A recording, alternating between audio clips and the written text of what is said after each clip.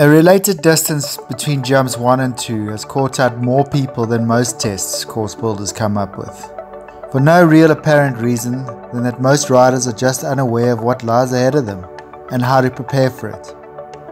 The related distance between 1 and 2 may walk perfectly, but very seldom rides perfectly. But why, you may be asking yourself. Simply put, most people ride number 1 too slowly. You've got used to riding all nice and quietly in the warm-up, and you bring that to the arena, and you get caught out. And here's how. So as discussed previously, a related distance allows 2 paces for landing, 2 paces for takeoff, and then 4 paces for every stride, making this a 6-stride related distance, walking 28 paces. So a series of events unfold when you come into number 1 too slowly, and they are as follows.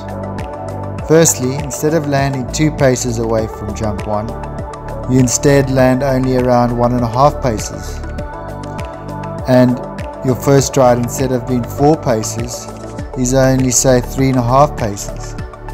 And even if you do pick up the pace through the line and the rest of your strides are 4 paces long, the damage is already done, because you'll end up 3 paces from jump number 2, which is too far. So always remember, don't come creeping into jump number 1, especially if it's a related distance. Come to it at a pace that you know works for you when you're riding a related distance. You don't need to overdo it now and come flying into jump number 1, but just get up to your good jumping pace before you go through the start. In fact, this should always be done, even if there isn't a related distance from 1 to 2.